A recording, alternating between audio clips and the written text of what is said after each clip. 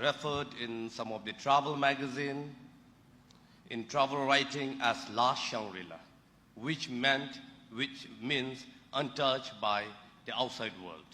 Sometimes Bhutan has also been referred as a small country sandwiched between two giants, China in the north and India in the south. Other time, Bhutan has also been framed to the outside world as Bhutan as one of the happiest country, where happiness is given more importance than the gross national product of a state. But let me set up the context to the theme of cultural exchange and civilization linkages in relation to my topic, Bhutan as element of interactions and exchanges, in particular to prehistoric times in Eastern Himalaya. Ladies and gentlemen, we are aware of Silk routes, and we know that Silk routes were an interconnected web of route linking between the ancient society of East, South, Central, West Asia, and the Mediterranean. And it has contributed a lot in developing a world's great civilizations, and it has also enabled exchange of ideas that reshape the known world today. Bhutan was no exception. Writers like Chakrabarti, Bode, Salka, Ray, and Pinso assess that Bhutan was a part of a very important network system between Tibet, India, and China. She played a significant part in long-distance networks, most notably in the movement of tea, salt, but also species like wool, musk, silk, pearls, metals, and many other commodities. However, we have a problem. In context to prehistoric period in Bhutan, we do not know anything before 8th century. The writing culture of Bhutan started somewhere with the advent of Buddhism in 8th century. Before and in the history of Bhutan is hypothetically constructed based on diffusion of Buddhism, based on advent of Buddhism. So ancient period of Bhutan starts from 8th century, but we do not know anything before 8th century, the prehistoric period.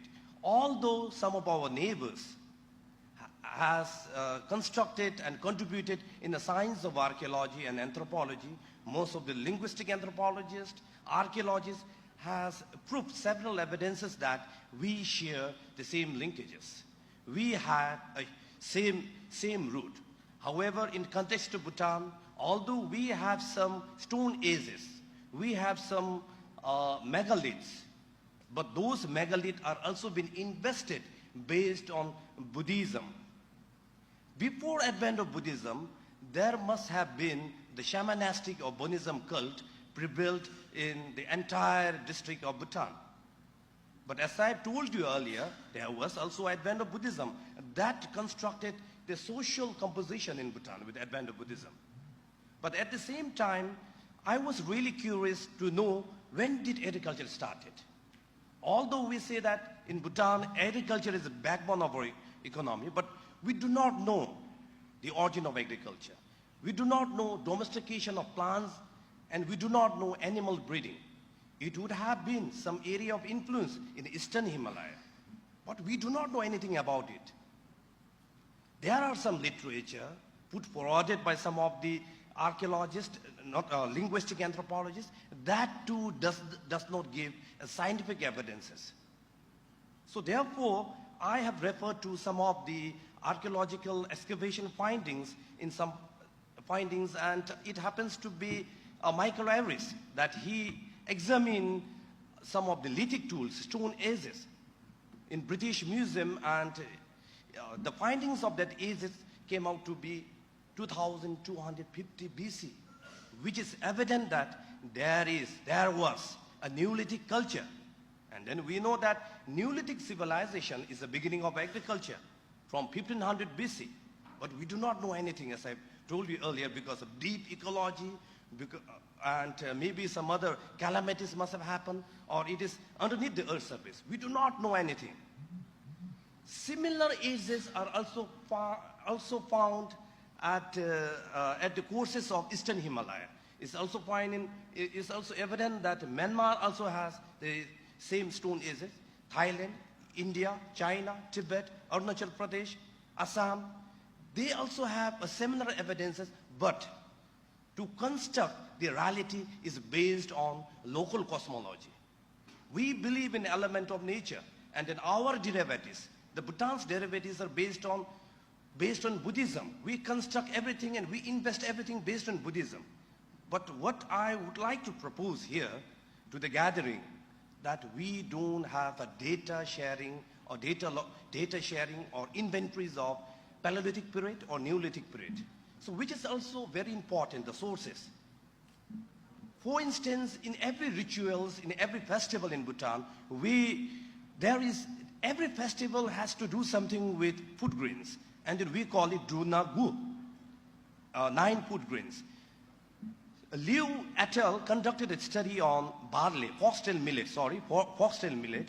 and then the gene of foxtail millet, which was discovered in northeastern part of Bhutan at Khenggungdo in the most remotest part of the country. And then when they examined the foxtail millet, it came out to be the same species near Velu River, the Chinese civilization. And then the foxtail millet of Bhutan is much more older than the foxtail millet, although they come from same family. So which further proves and evidences to the masses, to the world, that there was food globalization from Bhutan to China. So there are so many food grains that where we can conduct a joint and collaborative research, so that new insight, new findings can shed a light on the scientific research. Today, we construct reality based on our local cosmology, based on our identity politics. So that creates hindrance. That is obstacle. But we cannot do away with this. And then it is a reality that we live in ethnocentric world. Although we say in much of the gathering to rhetoric talk that we carry the sense of relativism. But in reality, it is not. It is only through the scientific research that can shed light. Chinese had own share of civilization. Chinese civilization, we have Mesopotamia, Egyptian, Maya civilization, Indus Valley civilization. So as a scholar, I felt that there should be something, because Bhutan was a part of network during the ancient period. We know the timeline, the chronology from ancient period, but we do not know anything before the ancient period. It is mystery. Now, it is very important for Bhutanese to construct history in relation to prehistory. What was like before? The lifestyle, the domestication of animal. When did it start? Is it the same cow, the yak that we raised? Are they from Bhutan, or it was migrated? So that we can develop some of the linkages. So through a vernacular perception is also important, ethnography study is also important, as well as biochemistry, geology, our area of research that we need to put into effort, so that we can draw new findings in studying the Eastern Himalayan region, which